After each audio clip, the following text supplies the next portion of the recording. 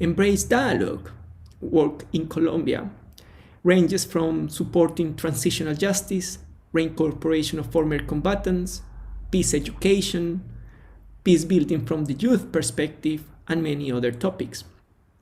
And the work that it does is based on 6 principles Embrace Dialogue of what we call in Colombia ranges from support.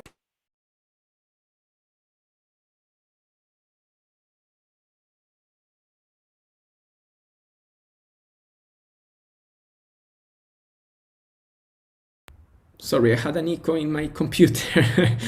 And it's based on the 6 principles of what we call a culture of dialogue. Those 6 principles are: first, generosity, to be fully present, mindful of this space. Second, solidarity, to understand the needs of others, to understand that we are interbeings. Third, co-responsibility, in order to remind us that we all have a role to play in building a better world. Fourth, honesty, to be aware that we know, but that we also don't know. Fifth, respect, being aware of our cognitive and cultural bias, that we build our own neuronal pathways, and that we sometimes need to find a way to rewire. And self-criticism, to be self-reflective as practitioners, academics, and citizens. So what we do, and we ask you today, is to embrace those 6 principles for our dialogue. Now, without further ado, I want to introduce you and to welcome our guest speaker today. Our guest speaker is Phil Clark, a great friend who actually I had the chance to bring to Colombia once, so many years ago, to talk about gachacha, and now is here with us. Phil is Professor of International Politics at SOAS University of London. He is currently writing a book on welfare and inequality in post-genocide Rwanda. His previous books include Distant Justice, the Impact of the International Criminal Court on African Politics in 2018, which was shortlisted for the Raphael Lemkin Book Award, and The Gachacha Courts, Post-Genocide Justice and Reconciliation in Rwanda, Justice Without Lawyers, published by Cambridge University Press in 2010. In 2007, he co-founded and convened the Oxford Transitional Justice Research. He has a PhD in politics from the University of Oxford, where he studied as a Rhodes Scholar.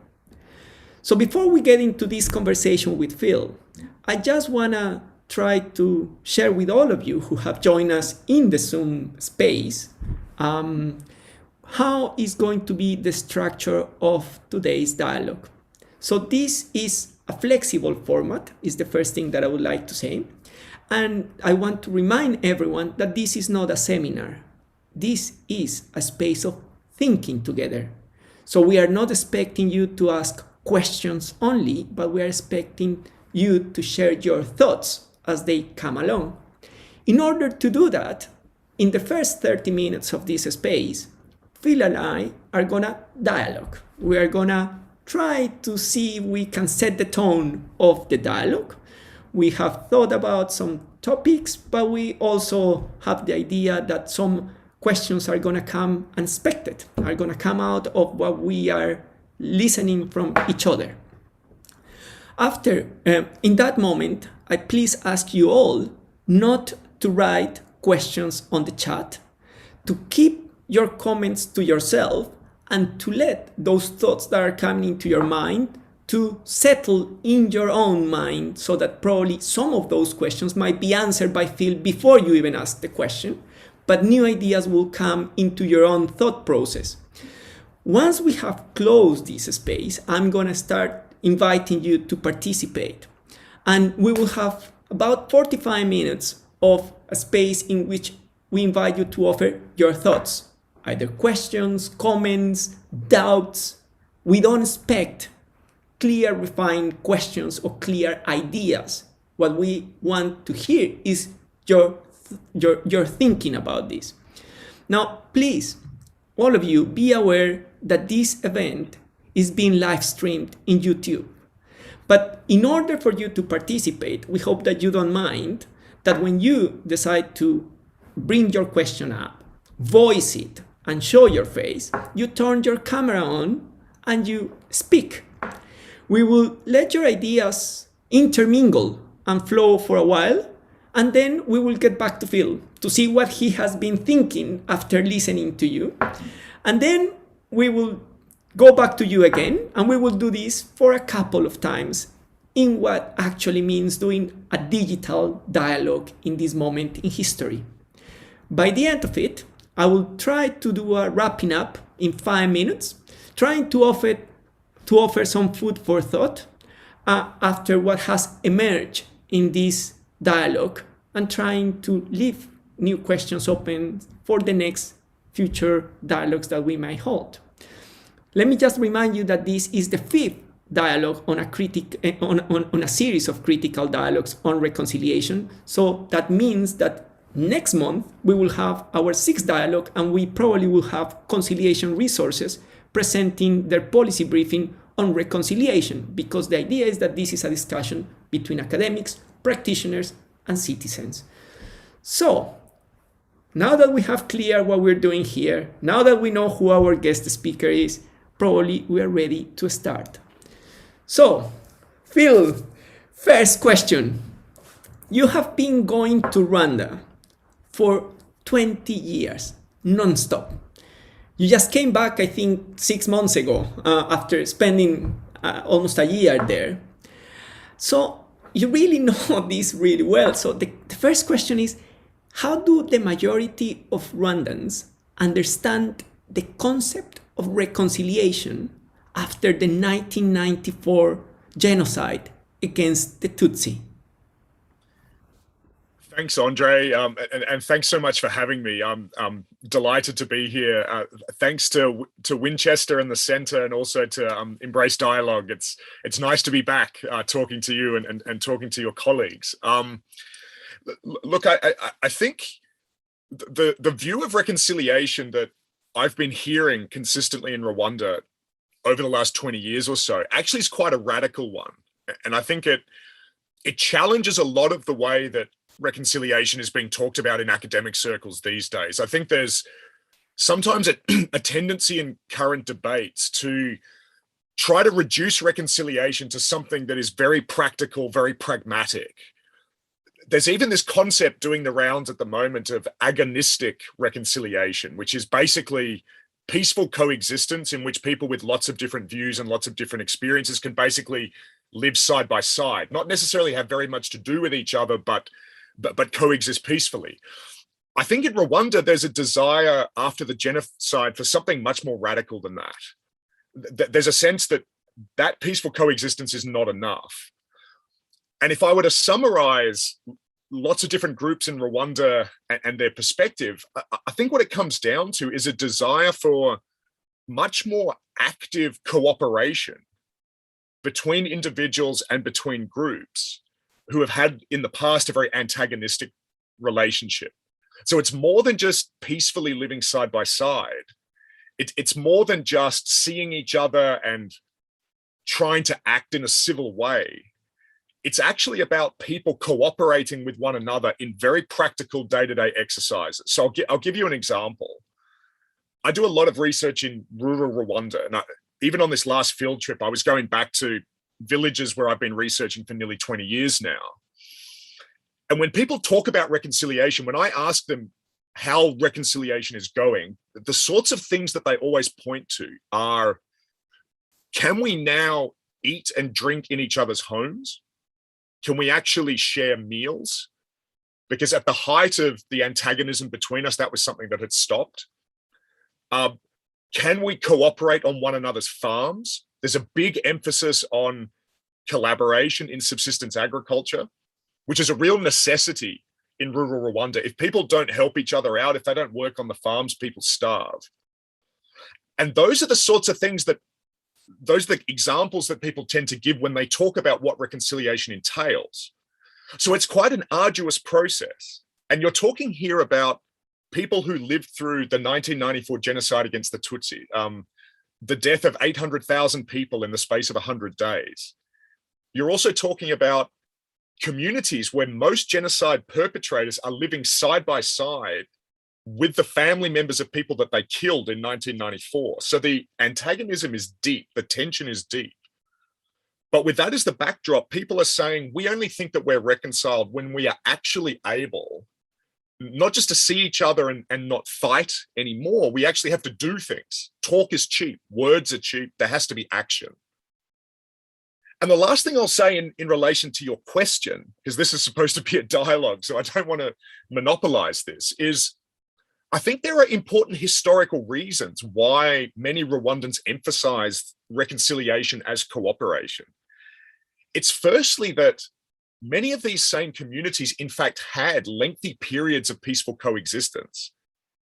And yet the 1994 genocide still occurred. So there were at least 20, 25 years in Rwanda where there was no large-scale violence. And yet people knew that there were these divisions, there were these tensions that were there, that if the political and social circumstances shifted, could ignite into something extremely violent like 1994. So people are inherently suspicious of peaceful coexistence being enough. They say, we did that in the 70s and the 80s and it did us no good. Something deeper, something more meaningful is needed if reconciliation is to take hold. And then the other factor here is one that I've already mentioned, which is the reality on Rwanda's hills today. Rwanda is very unusual, I would say anywhere in the world, in the sense that almost every single genocide perpetrator now lives back in the very same communities where they committed crimes in 1994. And you're talking hundreds of thousands of perpetrators who now live next door to the survivors of the genocide.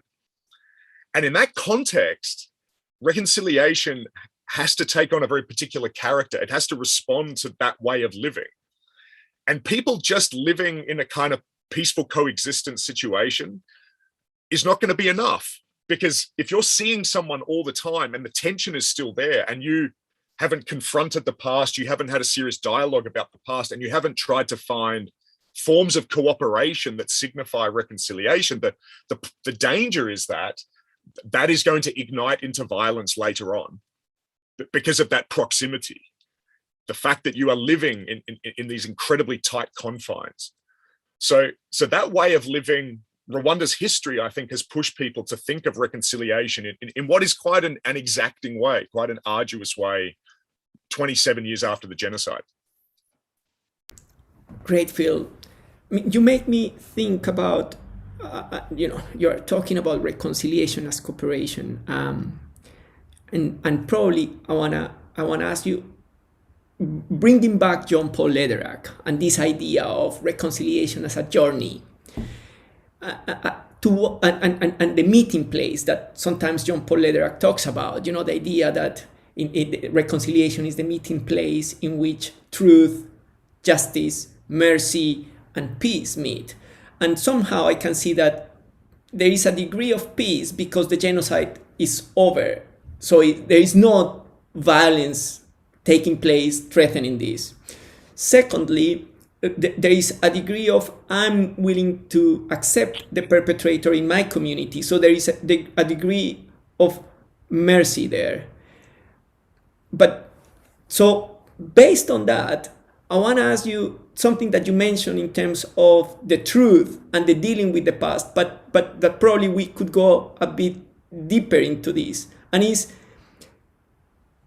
the question is whether the Gacaca courts somehow have paved the way for Rwandans today to see reconciliation as cooperation. You know what I mean? So what is the role of those Gacaca courts probably in bringing truth and justice together as a way to, at this stage, 20 years later or 20 odd years later, they are thinking in a more ambitious way of reconciliation?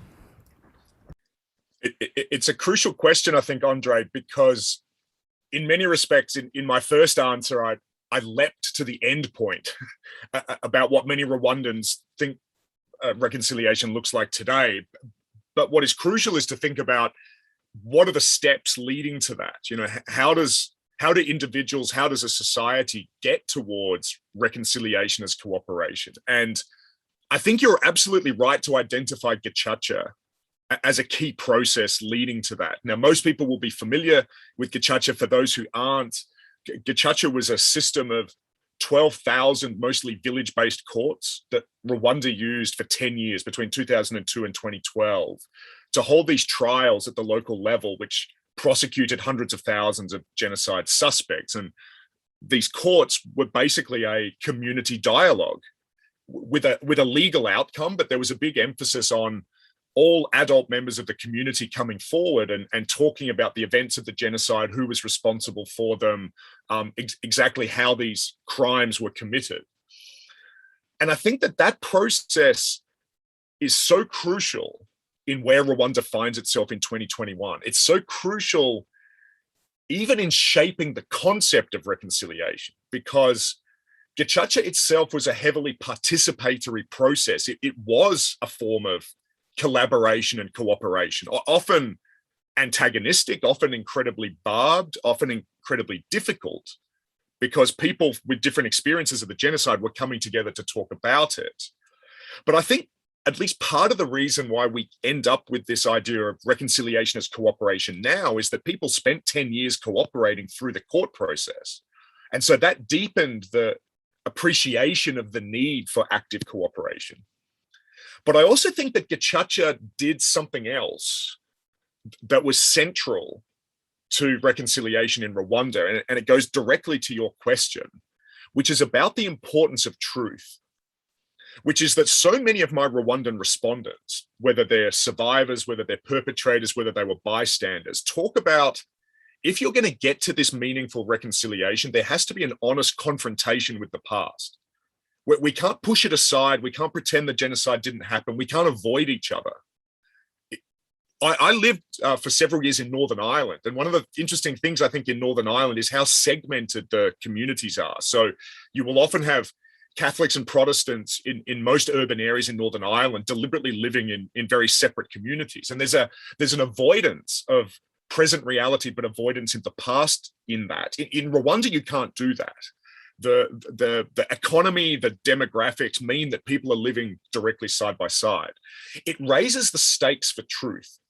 If we are going to live in any meaningful way side by side, we have to be honest about what happened in the past. And Gacaca was a big part of that, because genocide suspects had to stand up in front of their own communities, and they had to talk publicly about what they had done in the genocide and why they did it. And they had to be subject to the direct confrontation of the community. Everyday community members at Gacaca could ask genocide suspects anything they wanted about the genocide. Why did you do this? I think your confession is partial. You're leaving out crucial information. Where are the bodies buried? That's the sort of thing that you can't do in most courtrooms. You can't just have everyday people put their hand up and say to the judges, I need to speak right now. Gacaca enabled that. And when I talk to Rwandans today who are embarking on this reconciliation journey, many of them point to that confrontation around historical truth at Gacaca as a really key component, a key building block towards reconciliation. The final thing I'll say, Andre, because I don't want to talk too much, is so many Rwandans who went through Gacaca drew a direct contrast between that dialogue, that confrontation that was possible through Gacaca, and what happened in the UN tribunal for Rwanda, which was based in Tanzania. So many Rwandans, unprompted in my interviews, say, what happened in Arusha in Tanzania in the UN system wasn't real justice, because the perpetrators who were convicted there avoided us as the everyday community. They never had to go through that direct confrontation. They gave their evidence to these international judges. If they were found guilty, they've often been imprisoned out of sight of the people who lived through the genocide. There's often a sense that that was an avoidance, that the justice that was delivered there was distant, it was detached, and it avoided this grappling, this direct face-to-face grappling with historical reality that took place in Gacaca. The international process didn't allow that. And so when many Rwandans talk about reconciliation, they actually don't talk about the international process very much. They don't tend to see it very meaningfully, as opposed to Gacaca, which many Rwandans, at least in my experience, see as absolutely central to the journey towards reconciliation. That's great. Which leads me to the next sort of idea that comes into my mind, and is like, since we're talking now about Gacaca, and you have shown how important it was, Gacaca, in all this process, was there any other forms or practices of reconciliation taking place alongside Gacaca? How should we understand Gacaca as something that was community-led but sponsored by the state? So to some extent there was like hybrid mechanism to try to deal with the past.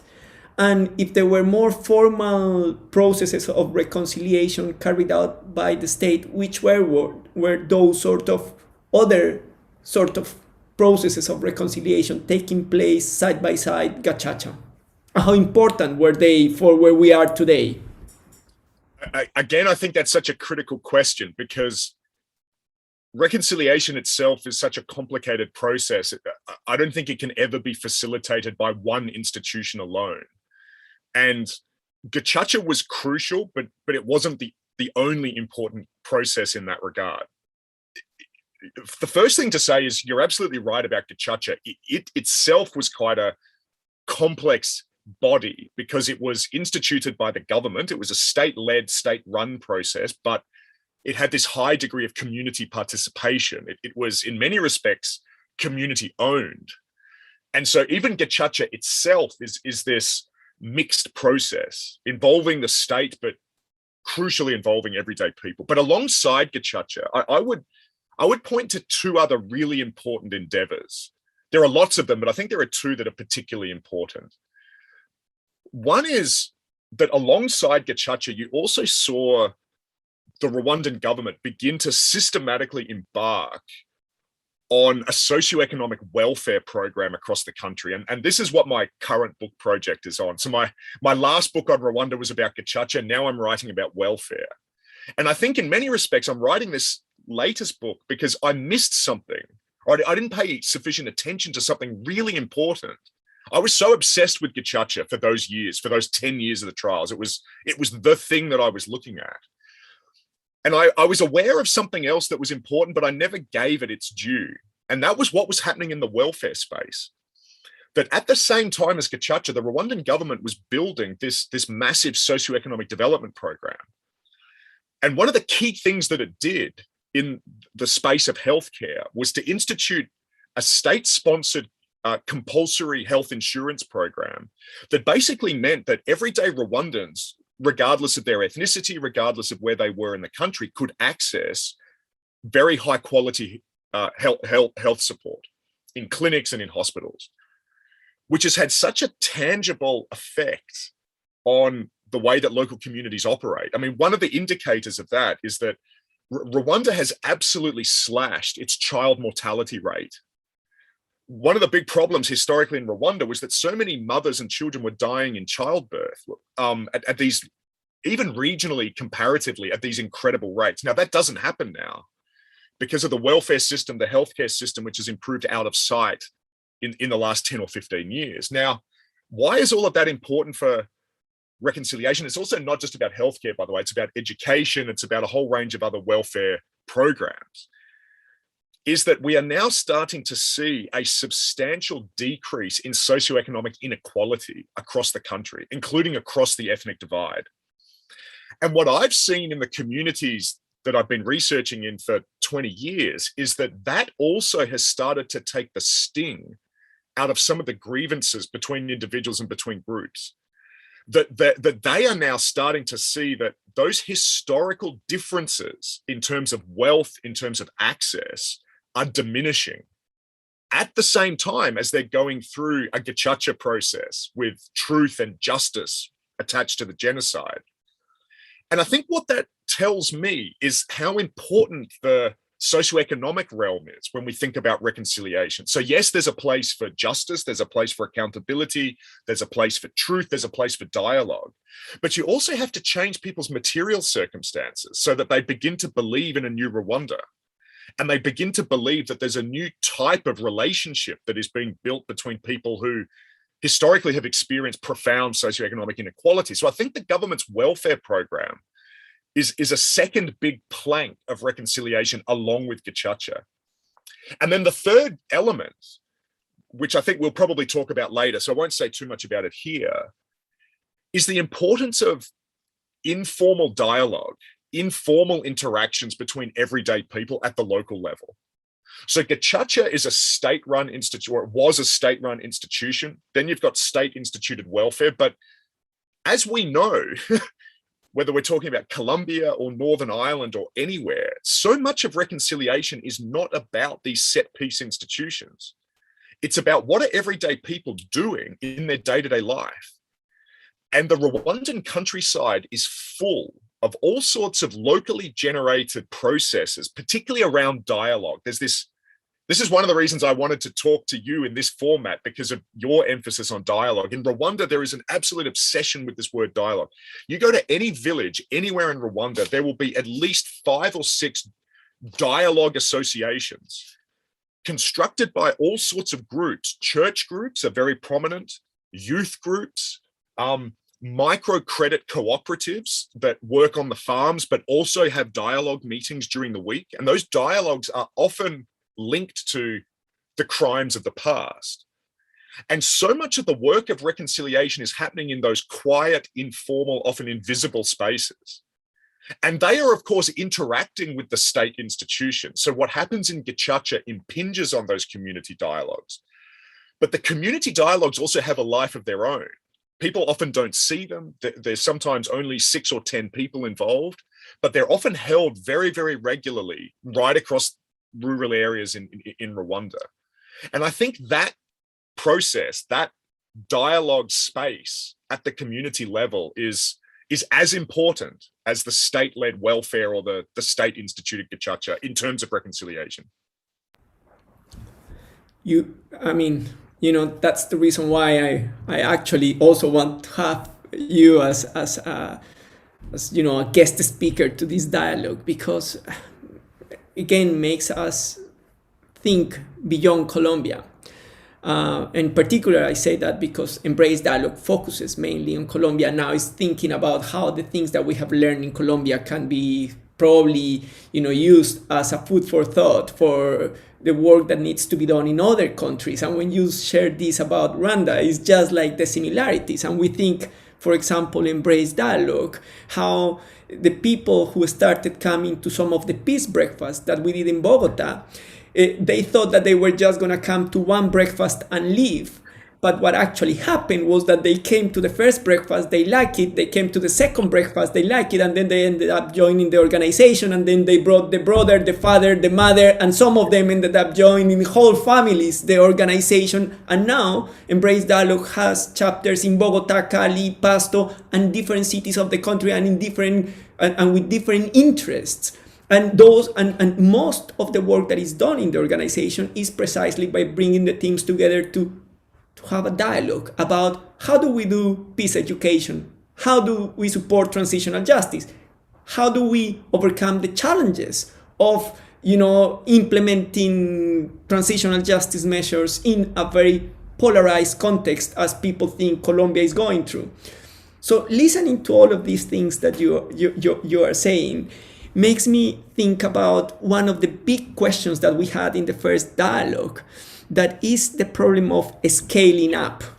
So you are saying, yes, all of these dialogues are taking place at the community level, but it seems that the reason why they are so successful in Rwanda is because there is this connection between the informal sector and the formal sector. So in a way, the scaling up is already there. But so is that because there is the need of political will?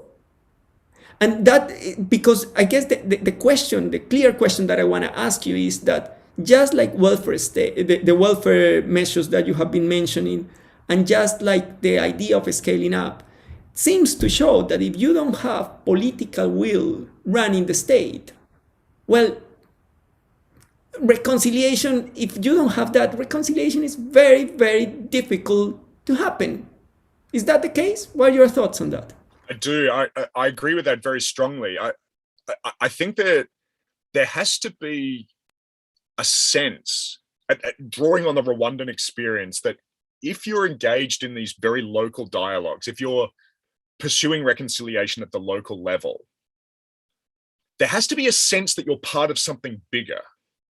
And I've seen that in my field work. It's deep in the consciousness of, especially the rural respondents that I've been interviewing for all of these years, an awareness that they are connected to an overarching reconciliation trajectory.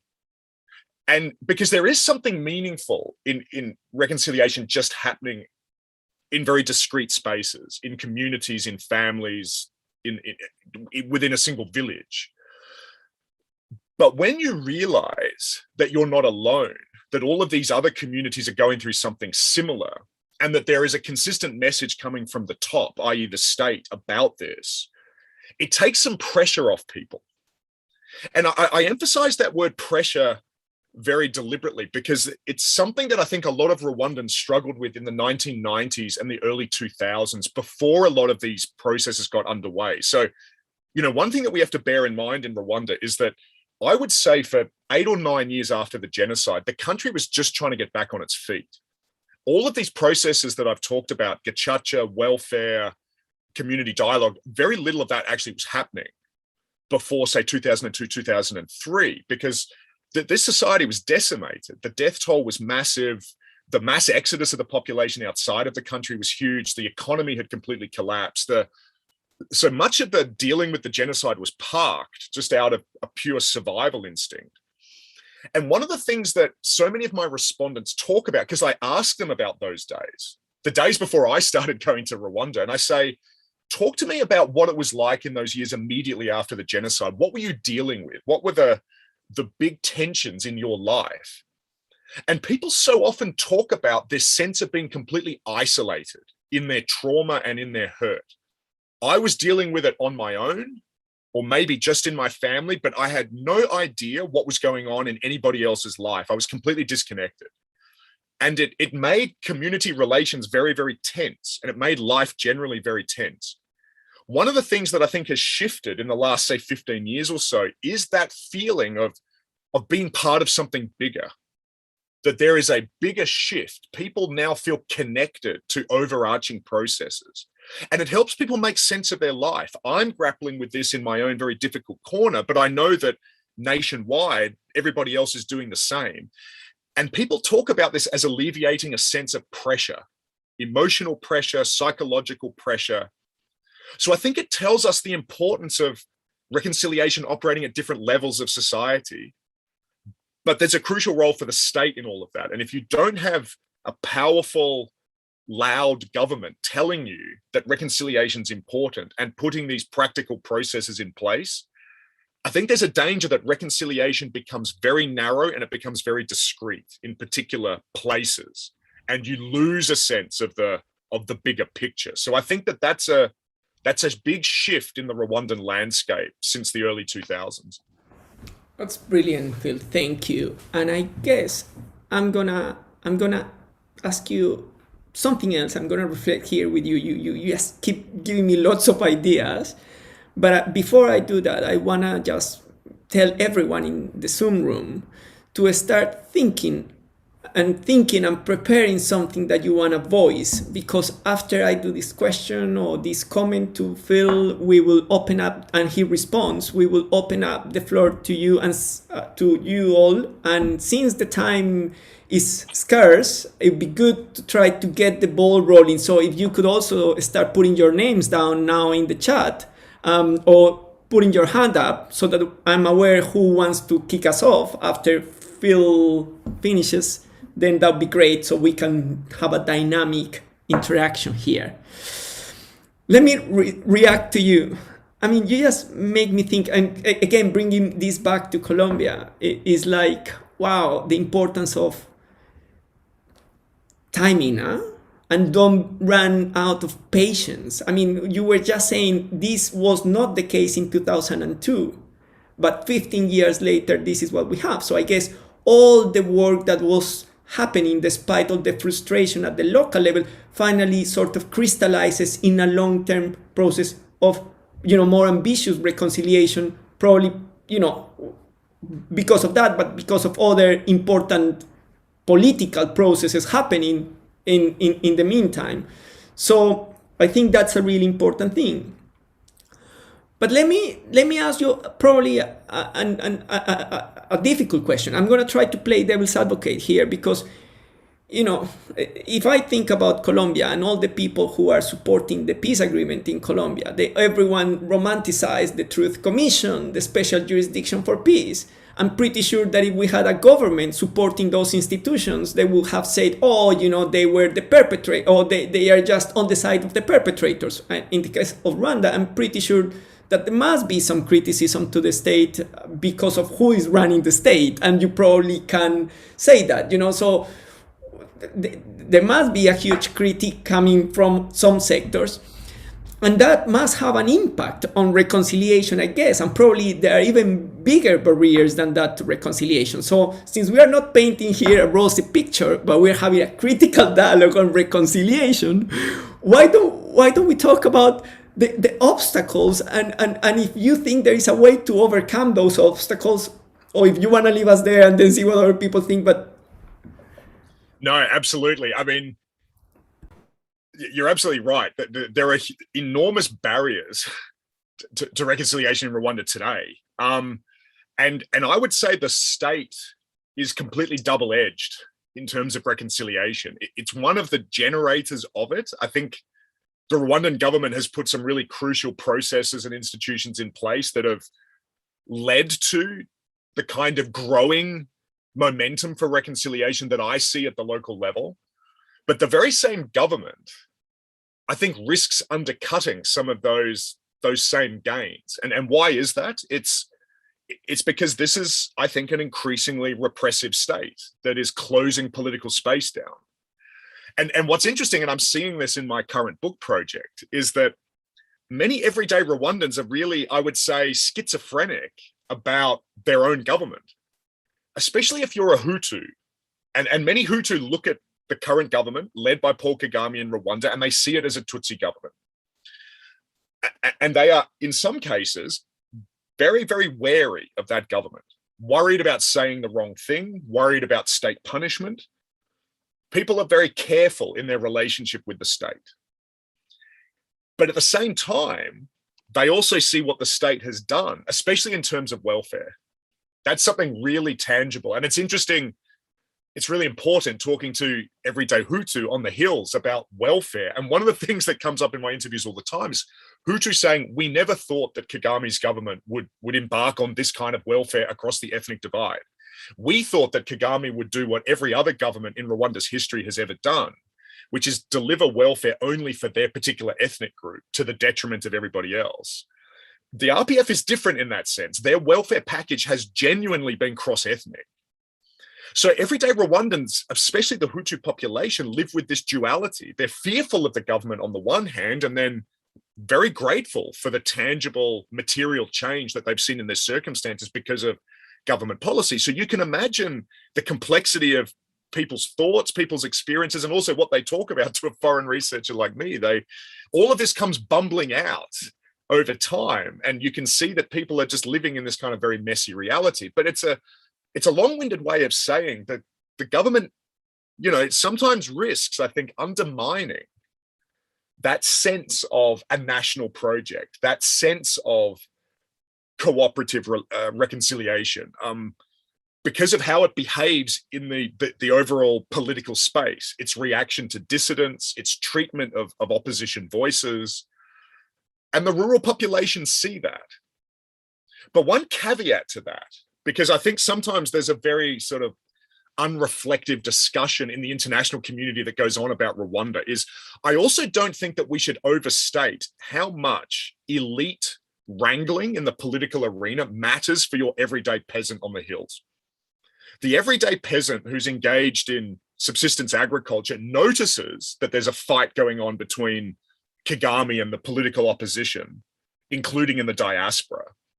But it's not the most important thing in people's day-to-day lives. And I ask my respondents about this very explicitly and have done for decades now. People know about it. They're worried about it. They're worried that those elite dynamics could blow up into something bigger, but it's by no means their major preoccupation. So there is a distinction in the country between elite politics and the subsistence agricultural reality of 90% of the Rwandan population. So the state matters, but let's not overstate how much it matters in that regard. One final barrier that I would point to, and that I think shows that Rwanda has made a lot of reconciliation gains, but there's a long way to go, is that a lot of it is based on a sense that the socioeconomic situation is improving for everybody in rural areas at roughly the same rate. But that can change. That can change. This is a very, very tenuous national economy, and COVID has shown that. It's been an incredibly difficult last 18 months in Rwanda, as it has been for all of its neighbors. And that's putting major pressure on relationships, including relationships across the ethnic divide. It's an external shock that can fundamentally alter a lot of those welfare-based gains that I've already talked about. Most of those gains have hinged on a national economy that has experienced consistent growth for 20 years. There's been enough finance in the state coffers to embark on this very large welfare program. Well, COVID put the brakes on that last year. Rwanda experienced 0% growth. The state was completely cash-strapped, and I saw it on my last field trip. People were really suffering. Especially in Kigali, actually. People were suffering more in urban areas than in rural areas because they had nothing to eat. At least in the countryside, on your plot of land, you can grow enough to eat. You can't do that in Kigali. So the welfare system was reduced. The countryside can still eat, but the urban population suffers the reduction of welfare and a lack of food. People were really suffering, and there was a huge amount of anger. Now, that anger can go in lots of different directions. It can go towards the government, but it can very quickly become horizontal. And it can start to tap into longer standing grievances in Rwandan society. So as the socioeconomic dimension matters for reconciliation, but when there's a big shift in the socioeconomic landscape, it risks undermining reconciliation. And that's a big challenge in Rwanda because it's not a consistent economic sphere in the way that, say, Tanzania or Kenya, or even to a certain extent, Uganda, neighboring countries, tend to have a much more stable economic environment. Rwanda is small and landlocked, and its economy is very vulnerable to external shocks. That matters for reconciliation, and COVID, I think, really showed that incredibly clearly. Great, Phil. Amazing. So let's open up the floor. We have many hands up already.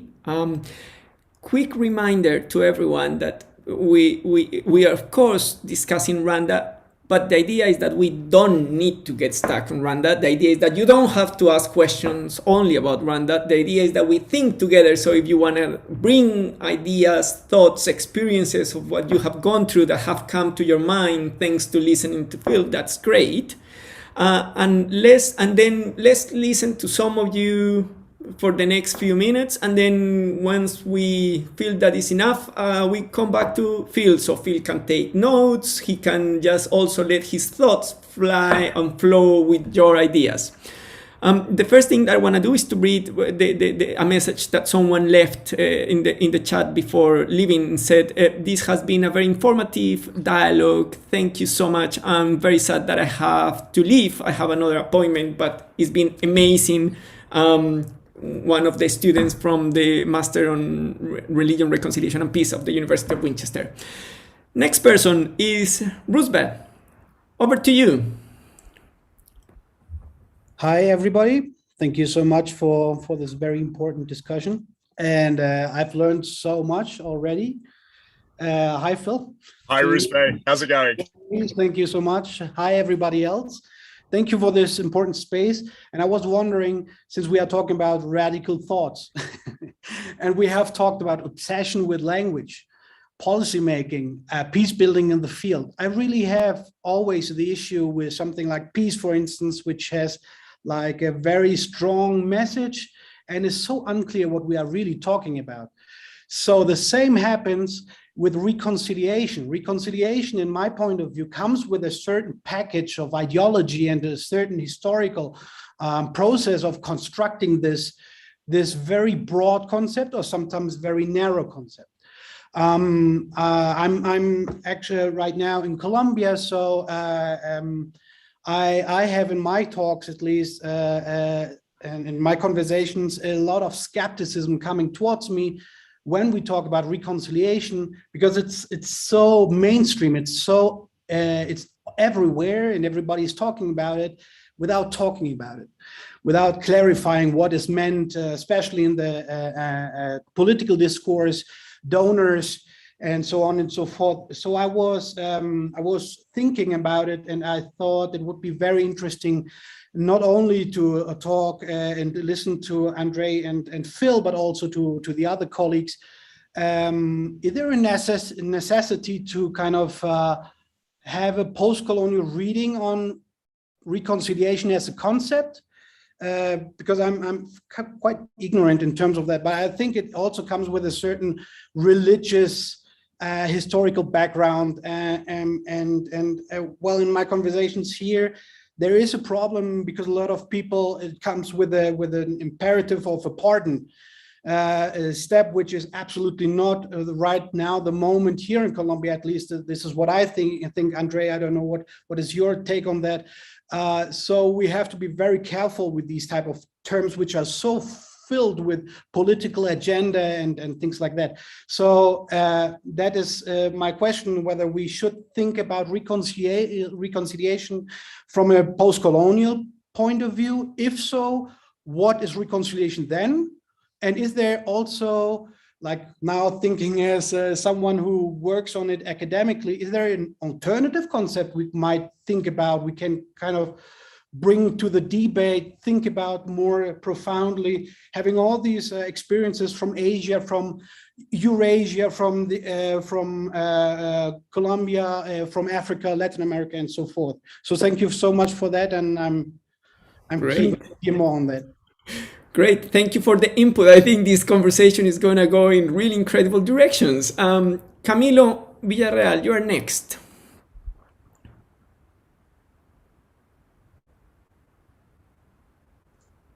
Thanks, Phil, for the presentation. I have been studying Rwanda for a class very recently, and so it's just very interesting to see a much deeper perspective. I have two comments/questions. And the first one regarding somewhat what Rusbe said now, regarding the difference between coexistence and reconciliation.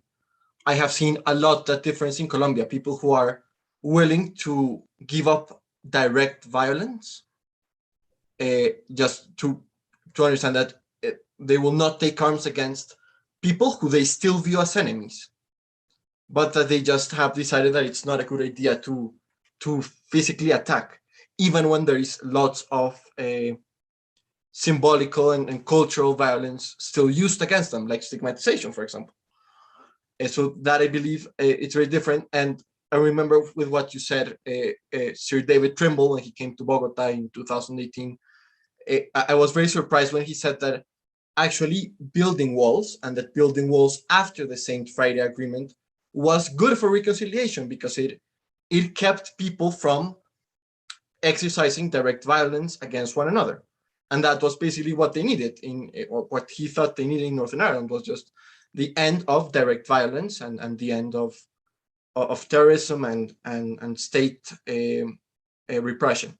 So that on one hand, and on the other, I am very worried about the COVID and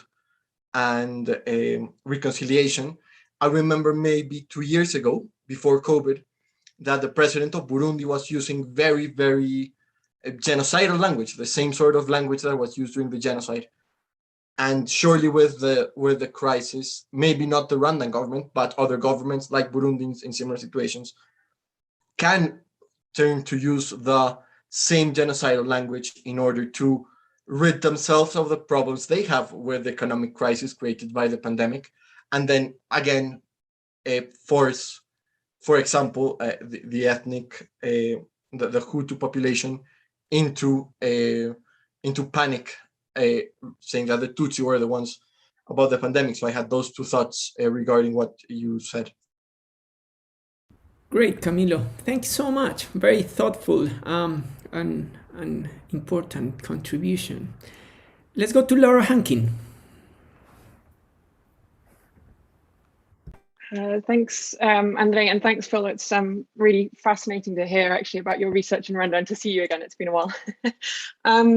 I wanted to pick up one around the definition of reconciliation that you're finding is coming out in Rwanda, and then the other's actually more to do with it operating at different levels. So I'll come back to that in a second. I think it's really interesting to look at it beyond this everyday kind of peaceful coexistence. I think we've seen those examples even here in the UK where you wouldn't necessarily think of violence, but where we see a lot of people actually living parallel lives but in completely different worlds, and we can see those moments when it can erupt, say in Brexit or in other contentious moments. But I think it's also interesting when I look at the research that I've done in Colombia, where I've seen a lot of those examples of active cooperation coming out now between ex-combatants of the FARC and communities, so working together side by side on projects and so on. But I wonder then if it's a question of some of those other elements that have come in, or maybe the timeframes that are involved, because it's relatively new, I guess, in Colombia, that there are still questions or challenges around distrust, around frustrations, resentment, lack of understanding, a lot of those sort of conflict identities or conflict ideas around people that are still persisting. So I wonder if that's a question of time, if it's a question of those other processes that you were talking about where community participations come in to deal with justice and other issues, or whether there's something else going on just in different circumstances. And also just to challenge you, the idea of reconciliation as cooperation that you're setting up as a really good way forward, whether you think there's something lacking still from that definition or lacking from that approach. And then very quickly, I think there's often an emphasis on the local and community level as being this wondrous way of dealing with things. The sort of panacea of like, if we don't have the local in there, then it's not going to work, and and the state ways are often not the most effective. So maybe it's not a question, more just a comment on. It's interesting to hear you say that all of that's actually important, and those interactions are important as well and at different levels. So yeah. Oh, and if I can, just one last thing, really apologies. Dialogue. I think in Colombia, we've seen dialogue being used a lot and actually lost its meaning. And I just wonder if the same is happening in Rwanda in any shape or form, or if you can just speak to that a little bit more. But now I will promise I'll stop and hand over. Please don't apologize. The whole idea is that in a dialogue, you go for as long as you want, bear in mind that there are other people. And so now I think we're going to go back to Phil. And the challenge for Phil, this is going to be a challenge, is that Phil, we don't want you to answer this as if you were answering questions in a traditional panel. What we want to hear is your food for thought, your thought process after listening these other ideas that have been put on the table, to see what comes out of your mind, and that probably is useful also for your book or for your thinking around this broad issue that you have been working for so many years. Yeah, absolutely. So yeah, I'm not going to answer them in a kind of usual academic way. I mean, this is great because I think as I said at the outset, I'm working on a new book project. I've got a few things that I think are kind of clear in my head, but most of it's pretty fuzzy. So this is really useful. So a couple of reactions, I guess, to some things that were said. So so going back to some of the things Ruspe was raising. Look, I share these concerns. Look, and I think actually Ruspe, Camilo, and Laura, were expressing some concerns, some skepticism even about the way that reconciliation as a concept often gets used. And I share a lot of that. And I think, one of the ways that I have begun to think about reconciliation over the years is really influenced by how it's talked about by everyday people often in agricultural communities in Rwanda, who I think strip away a lot of the pretension, a lot of the ideology, a lot of the baggage, the package, as Ruspe calls it, that has bedeviled our reconciliation discussions for the last 30 years. And something that I've always found very refreshing in a lot of my rural interviews is that reconciliation becomes incredibly practical. It becomes sometimes seemingly mundane and modest, but is seen as essential. And so that's why I share a lot of the skepticism, but I think, in the Rwandan context, it's important to me, conceptualizing these things, that reconciliation gets connected to things like, do we now go to each other's weddings? Do we now share meals in each other's houses? Do we now work together on the farms? Can we sit next to each other in churches? Can we do things? Will I leave my kids with my neighbor? It's very practical things like that it's only when we can do that we think we're getting towards reconciliation. So, Trimble in Bogota basically says, give up on that stuff. You're not going to get it. It's impossible. We got to build these walls because these people hate each other so much that the best we can hope for is that they don't kill each other in the future. Okay, I've lived in Northern Ireland. There's a context to that stuff. There's a context to Trimble as an individual as well, and where he sits in these political debates. But in Rwanda, you just can't do that stuff. The starting point is coexistence, whether you like it or not, because we're living side by side in Africa's most densely populated country. So reconciliation is going to mean something different, and people can't afford to think of reconciliation in abstract, unattainable, romantic terms. They have to think about it in these very practical ways, and that's what they do.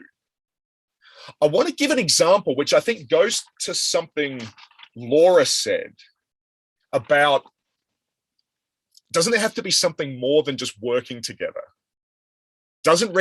Despite reconciliation being very practical, despite the fact that I've emphasized this idea of cooperation, doesn't it have to be more than that? And I want to give you a practical example, basically to say that I agree with you, Laura. So a big plank of my research has been that I've got this group of 15 convicted genocide perpetrators that I've interviewed almost every year since 2003. So, and some years multiple times. So every time I'm back in Rwanda, which on average is at least once a year, I go and I interview the same people. And one of the convicted perpetrators that I've gotten to know the best, let's call him Alphonse. It's not his real name, but let's call him Alphonse. Now, his story is a really incredible one, but the aspect of it that's useful for our discussion here is that for years and years and years, he lived next door to an old lady, 3 of whose children Alphonse had murdered during the genocide. So he lives every single day. He has been seeing the woman who is arguably most connected in that community to the crimes that he committed. And as it turns out, over time, he and the old lady whose name is Muteteli, they worked together on the same plot of land. They did this for years and years and years because their clans had historically been interlinked. They had co-owned a maize crop. And so they're the 2 respective heads of their household. So they work on the same plot. And I said to Alphonse, how does this work? And he said, look, basically for years and years and years, what we did was we just worked in parallel. So we were working together, but we never really talked, and we sure as hell didn't talk about the past. The thing that changed that was Gacaca, because Gacaca, whether they liked it or not, forced Alphonse and Muteteli into the same space and forced Alphonse to stand up in the community, including in front of Muteteli, to say, this is what I did in 94. I killed these 3 people, the 3 children of Muteteli, in this particular way, and this is where we threw the bodies into a mass grave. Now, these hearings took place week after week after week, and then what it led to was a discussion between the 2 of them, not just in the confines of Gacaca, but outside of it. Now, what's important there is that there is a chance that without Gacaca, those 2 people would have kept working together, but would never actually have dealt with the past. Now, actually, to complicate it even further, I don't think Alphonse thinks that he's reconciled with Mutatelli, but he says that the relationship is better than it was. But the work is not the factor, Gacaca's the factor. So it needed a state imposition. It needed a state institution to get the dialogue starting, because left to their own devices, the likes of Alphonse and Mutatelli probably would never have had any kind of reconciliatory type discussion. So it's useful what you say, Laura, because it forces me to nuance that claim about reconciliation being linked to cooperation. It's not only cooperation, and it tends not to be cooperation that just spontaneously combusts. It needs some leadership. It needs some state hand in all of that. And so that's kind of where my head went when you raised that point.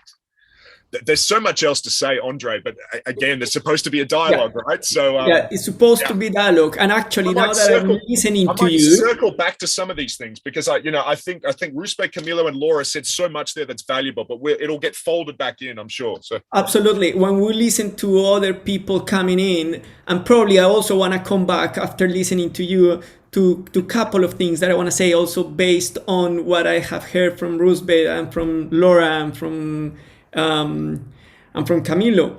I mean, the first thing is that I think this validates the sort of the draft title that I have for my new research, that is called something like Deconstructing the Reconciliation Script, because I think the problem is the script of reconciliation, and I think if we could deconstruct that script, that would be really, really, really useful. So, I guess, and that brings me to the second sort of thing that I was thinking when I was listening to you and this story of these two people. And is that there are different understandings of reconciliation. If we think, for example, the concept or the idea that Andrew Schaap brought about in 2005 of political reconciliation is fantastic, because it's this whole idea of an aspiration of the creation of a we that is yet to be, and that it can never really be materialized, but that the possibility of having a you and me being a we together, reinventing the idea of being able to be part of a shared identity is a process full of contestation, is not a linear process, and is a constant opportunity of finding in the other another part of my identity. But of course, and the whole idea, just as Phil was saying, and some of you,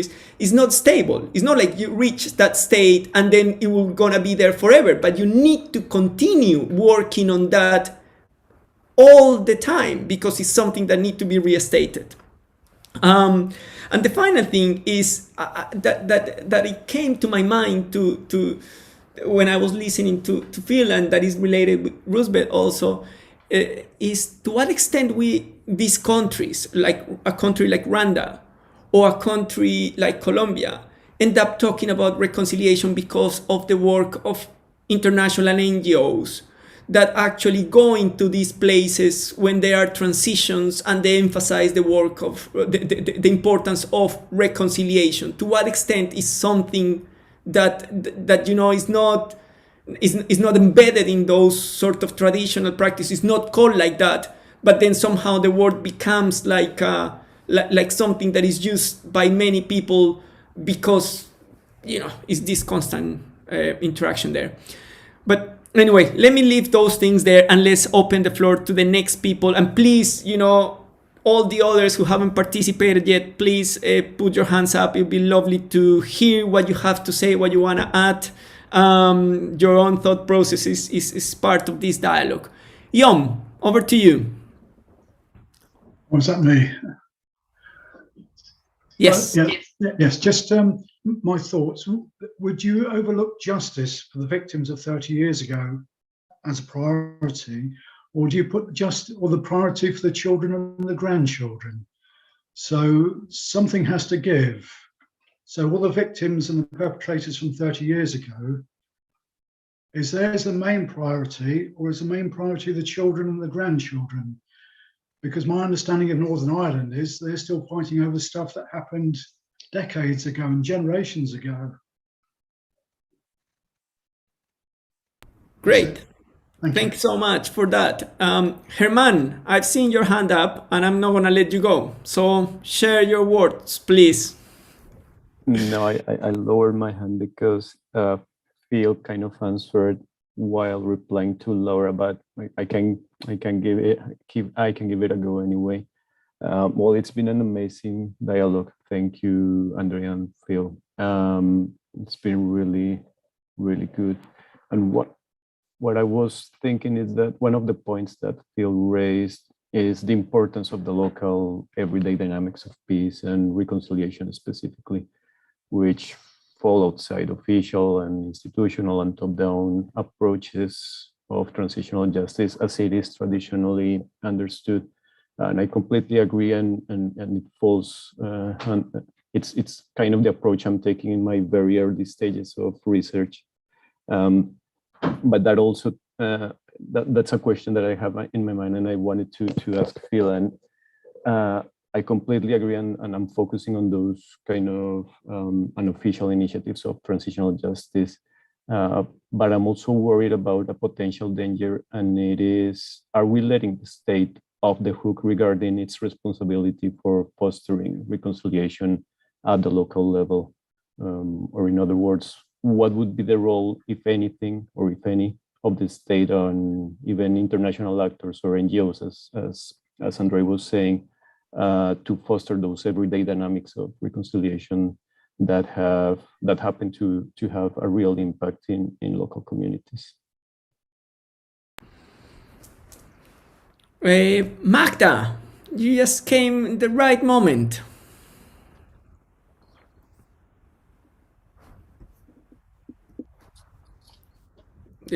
Please turn your microphone. Yeah, brilliant. That's better. Hi, Phil. Good to see Hi, you. Magda. As you might have guessed, I'm relating this to Indonesia, and in the context of the killings of 65-66, for which the reverse of any kind of reconciliation ever happened, really. Do you consider the fact that reconciliation not only, I mean, there were some attempts, but it's always been governmentally put down. Do you consider that a state that went through something like that, where there has been no attempt at reconciliation, but most people have muddled along, still knowing that they live next door to the people who killed half their family?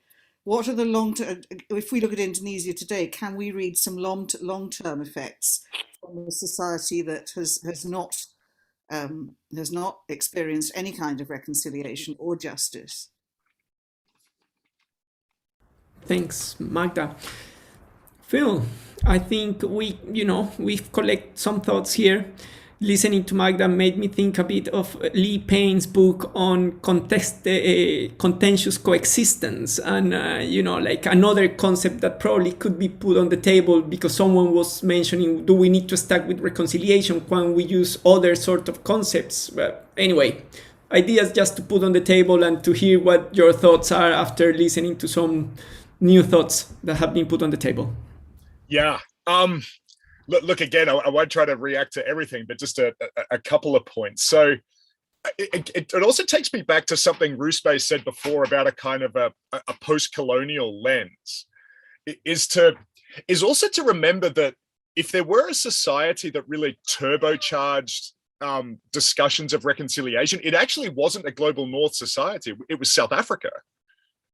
So much of the reconciliation language in transitional justice actually is an inheritance from Mandela and Tutu and the TRC, often in problematic ways, I would argue. But I think what's interesting there is that it's a global South momentum for the injection of this term into what was otherwise quite a punitive justice-focused space in the 1990s. Now, what gets interesting by the time you get to Rwanda in the late 90s and the early 2000s is that Rwanda, on the one hand, is battling the imposition of a global North orthodoxy, which says you must have. Hang on, I've got family bellowing downstairs. I'm going to put my headphones in. Yes, Lockie. This is the. I'm there. Yeah, I know. I heard you fell over. Can you hear me, Andre? Perfect. Yeah. That's the beauty of doing this at home. I mean, really, Yeah, real life. It's a family experience around here. So on the one hand, Rwanda was battling a global North judicial orthodoxy, which said what you have to do is have this UN tribunal in Arusha for elite perpetrators, and then you must have an amnesty for everybody else, for your everyday perpetrators who are going to go back and live on the hills. And at the same time, Rwanda was receiving delegations from South Africa and was sending its state officials to South Africa to look at the TRC model. And the discussion there was amnesty for everybody in exchange for truth. And in the middle of all of this, with these competing voices, Rwanda basically said, you know what, none of that works for us. We don't want any of that. We don't want what the international lawyers and human rights groups are saying, and we don't want what Mandela and Tutu are telling us to do either. And Gacaca comes out of this very messy domestic process trying to find something that would work for the Rwandan population. So to be honest, there's something inspirational in that. And I said as much when I went to Bogota a few years ago, when I got invited to talk about Gacaca in Bogota. I said, look, you don't even have to take away anything from the specifics of Gacaca, because I'm not sure how much it resonates in your experience. It actually turned out some of the specifics did resonate, I think, in Bogota. The biggest thing that should resonate is almost Rwanda's fuck you attitude. We're going to do this on our own terms. We're going to try to create something in our own society that we think matches the reality that we're dealing with. And so in that sense, there's something in the Rwandan experience that is not about following models. It's not about getting bogged down in the romanticization of reconciliation in the wider transitional justice sphere. It was about doing something that was seen to be very Rwandan in that regard. And a lot of the local population also took inspiration from that. They took inspiration from the kind of government standing up and saying, we're going to do it our own way. That ideology, that mentality really filtered strongly down to the local level. Now, of course, Gacaca was imperfect, for a million reasons, but it did have something in it. It had a message that I think did percolate through the population of this is ours. We're going to do it this way. Yes, it's state imposed to a certain extent, but there was something kind of counter hegemonic in it, and your everyday people kind of grappled with that, and I think sort of really grasped it. And if anything, international NGOs have been given incredibly short shrift in Rwanda. Whether that's ICTJ coming out of the South African experience, whether that's Amnesty International, Human Rights Watch coming out of the global human rights movement, they've all been welcome to Kigali and then ignored. Thanks for your advice, but it's not what we're looking for. So Rwanda's an interesting case. Reconciliation in Rwanda comes out of that. And it's been interesting, I think, to watch the Colombian experience of, how much are we going to absorb the voices from the outside? And there have been some accommodations made. Havana was full of that. But there was also a certain sense of, we got to do this on our own terms. And we're going to do something like sentencing on our own terms. Now, I mentioned sentencing deliberately because it connects to something that Hayom raised about justice. Is that Gacaca is also a really savvy institution, because what it tried to do was to deliver punitive justice for genocide crimes. There was a strong sense in Rwanda that you can't let genocide perpetrators off the hook. What they're doing in South Africa might work for South Africans. It's not going to work for us. So we have to punish. But we also can't put 300,000 convicted perpetrators back in jail, because the jail system is going to collapse. And we need those people working back on the farms. So we're going to punish, but we're going to creatively construct a sentencing scheme that emphasizes community service. And so you ended up with 300,000 convicted genocidaires, in most cases doing community service around the country. So there was a justice component, there was punishment, but it was tilted in a creative way towards other ends. And I think that's a big part of the Rwandan story of reconciliation, is the kind of the sentencing issue.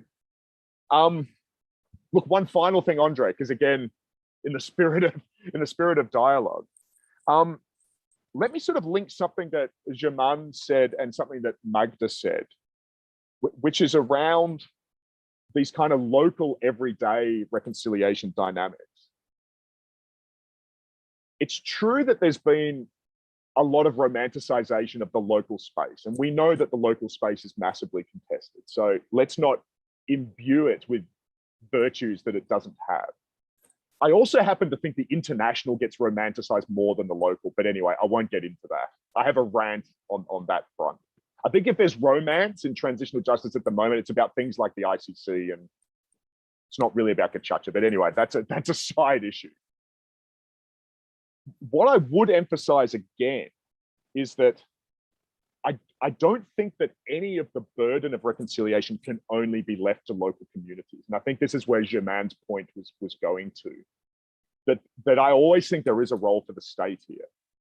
And Magda, as you know, because you and I have been talking about this for years, I know nothing about Indonesia, but I think what's crucial in Indonesia is that there may have been an attempt by local communities in different parts of the country to deal with the crimes of the 60s. But until there's some state action, whether that's state acknowledgement of its crimes or a state acknowledgement that now something like reconciliation is important, those local efforts are always going to be piecemeal. They're always going to be relegated to those particular communities.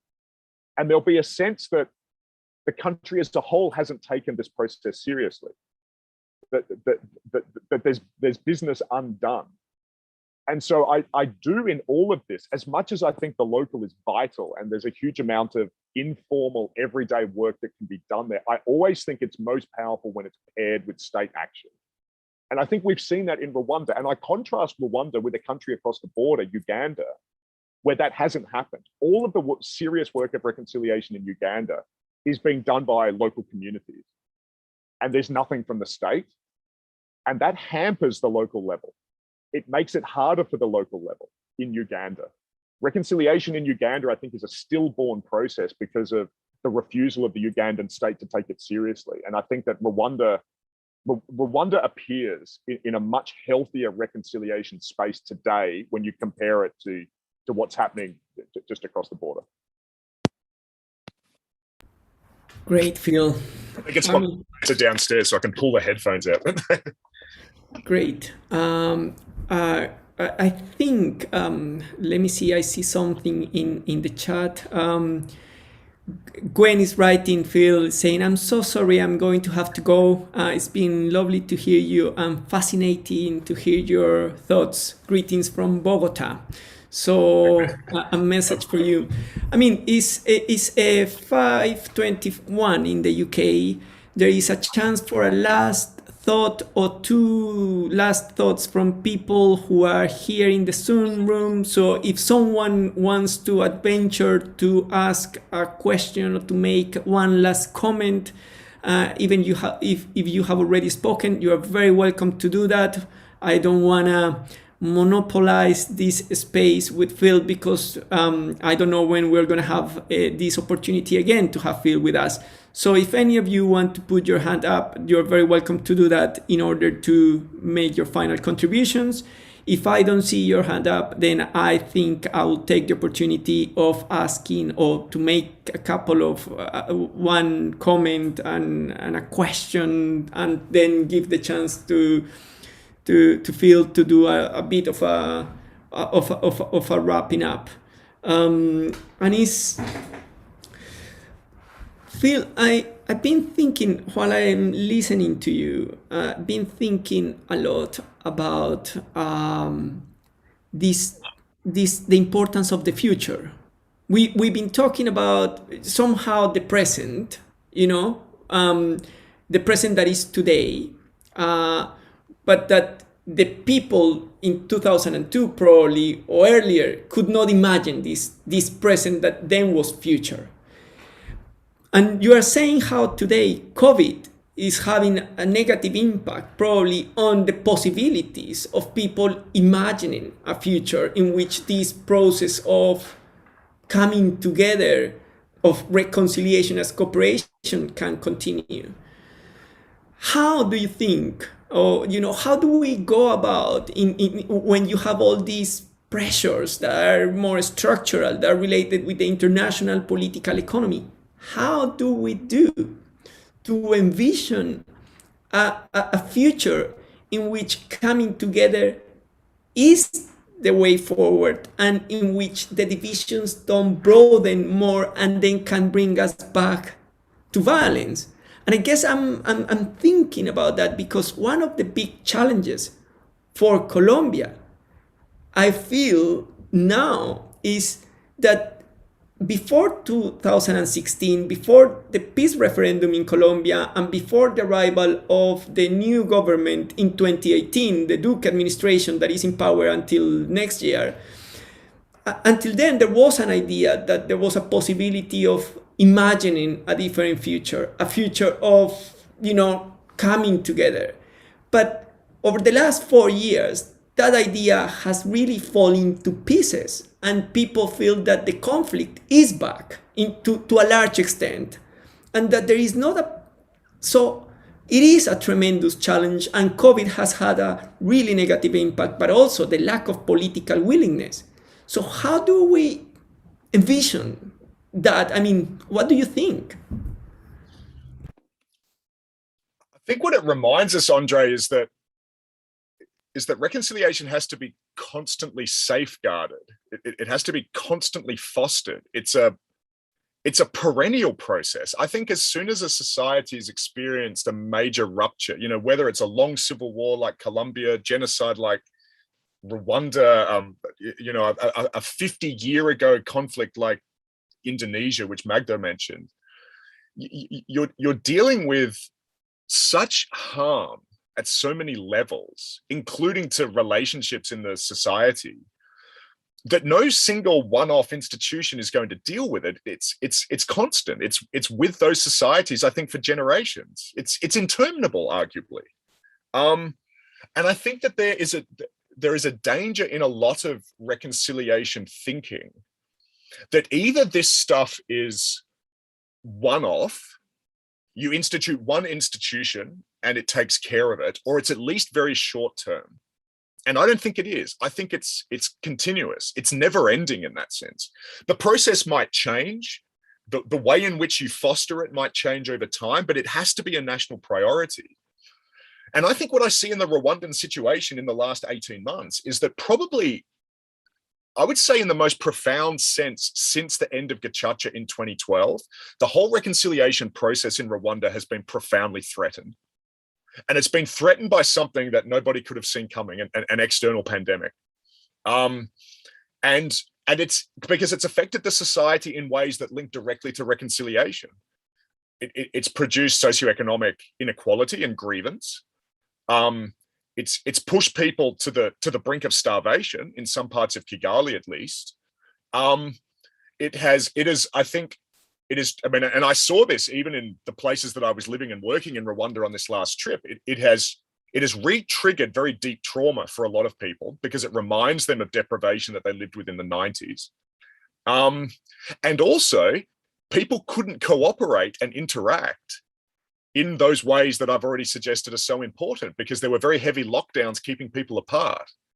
There's something sort of so profoundly unrelational, unreconciliatory in something like a pandemic. It forces people back into these very isolated spaces, and it's anathema to reconciliation in that sense. And Rwanda has had to deal with that.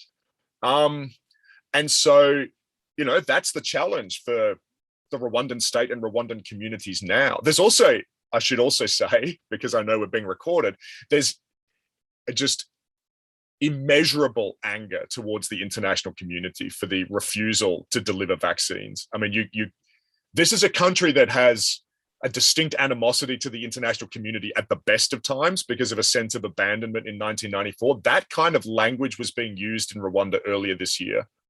because we have been abandoned again. These internationals are so fickle. They're hoarding the vaccine. And the debate internationally around the vaccine has been almost singularly a public health question. But what we see in a place like Rwanda is that it affects things like reconciliation. It affects conflict dynamics. It affects relationships between people in these very tenuous post-conflict societies. And so vaccines matter for lots and lots of reasons. But that's the big challenge for Rwanda in the next year or two, is to regain a reconciliation footing in a COVID context. And that's going to be really tough. So yeah, no, I'm glad you brought it back to that, because that is the reality in Rwanda as we speak. Thanks, Phil. And, listening to you and to start doing this wrapping up, because I think it's been fascinating dialogue. And I hope that the people who have been in the Zoom room have enjoyed it as much as I have. And probably, even though if some of them haven't had the chance to speak, their thought process has been going 100 miles per hour just thinking about all these ideas that have been shared here. But so in order to wrap up, I think I want to start with the following, Phil, and is that after listening your last comments on this, it actually reconfirms a hypothesis that I need to test probably in my future research. And is that we need to contextualize reconciliation, because there is a fiction to believe that reconciliation happens within the domestic realm. It is connected, just like genocide, to international dynamics. And so what you are telling us is that if we have to constantly keep working on reconciliation, that sometimes the challenges come from the international political economy, is that we need to think about what is the global framework within which these reconciliation efforts happen. Because if Rwanda returns to violence, it's not because reconciliation failed at the local level, it's because of the impact of the international dynamics that also converge and put very specific pressures on the countries like Rwanda or like Colombia. That's so I think, first sort of takeaway point I would say is we need to contextualize reconciliation in the big picture of international political economy and international politics. The second thing that again, listening to you and thinking about the things that have been put on this table, is this idea that we don't need a script of reconciliation, but we don't need to get rid of the word reconciliation. What we need to do is to do a deconstruction of the script. And I think that's really important. And I think you have mentioned the idea of how in Rwanda, reconciliation is very practical. And it's not only that it's practical, it's that it's an emic category. People use it in their everyday life. It's not a researcher coming to impose it, but it's like, this is reconciliation for me. And I think that's absolutely fundamental and important, I think has come out of this conversation with you. The final thing that I want to say, I probably have two more things to say. The third thing that I want to say is probably bring this to Colombia because of the importance of all these ideas to people who are working in Colombia at the moment and who are thinking about, this transition. And is that to some extent, when you said like this fuck you attitude of Rwanda is something similar that I think has happened in Colombia. Colombia has heard so many different suggestions by the international community, but at the end of the day, the final peace agreement was something that the FARC and the government came together with lots of inputs from civil society. And when everyone told them you have to create a Truth and Reconciliation Commission, they say, well, we're not so sure, reconciliation, probably no. So they dropped the word reconciliation and now they have Truth and Coexistence and Non-Repetition Commission. But they created this very sophisticated idea of having a Truth Commission, a tribunal, and a unit of the search of the disappeared people working all at the same time in a comprehensive system of transitional justice. And I think there is no country that has done something like that. And of course, it's complex, it's imperfect, but it's moving in a very specific way, giving their own lessons and trying to deal with the complexities of Colombian society, because in Colombia, and because we are operating within the framework of the Rome Statute, it was not possible to grant amnesties to the perpetrators of international crimes or human rights crimes.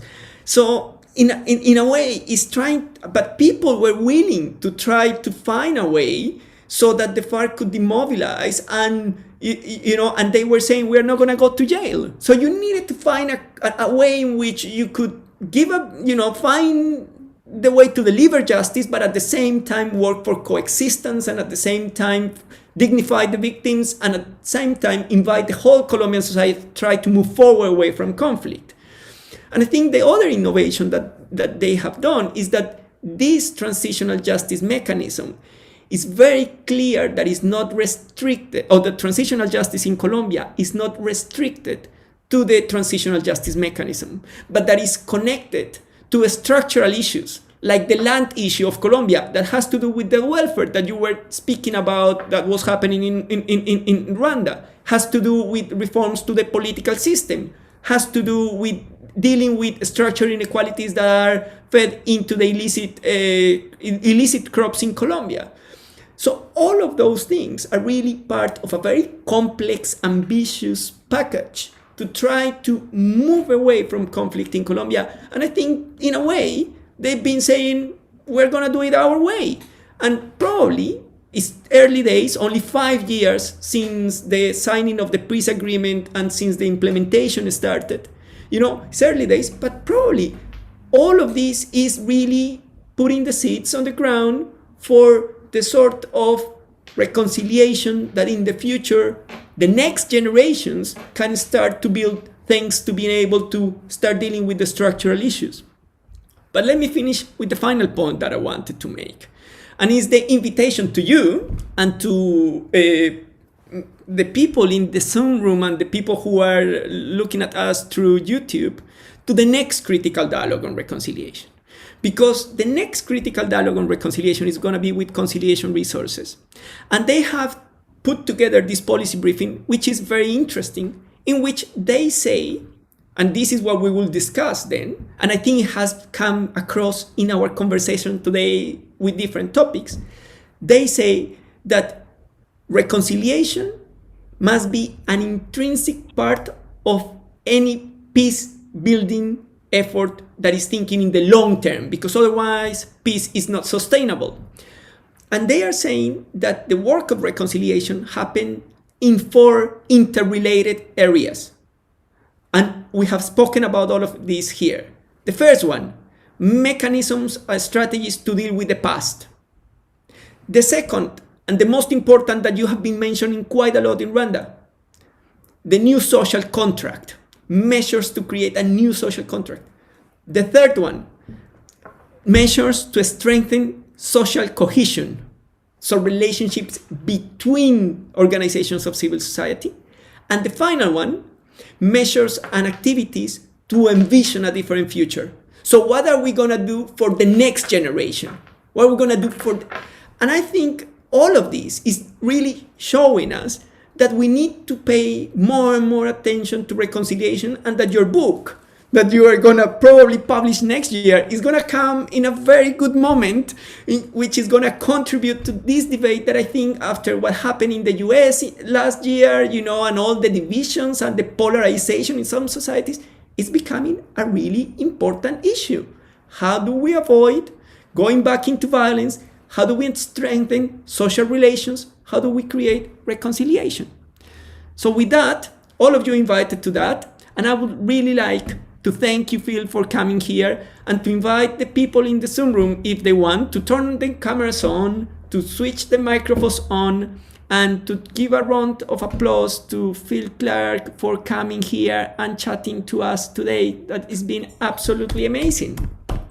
My pleasure. Thank you. It's great to see some old faces as well, old friends. So it's been a long time seeing numerous of you. But no, this has been great. Thanks, Andre, and thanks to Winchester. Thanks to Rodimus as well for organizing it. I've got piles of notes now, so this is great. It gives me a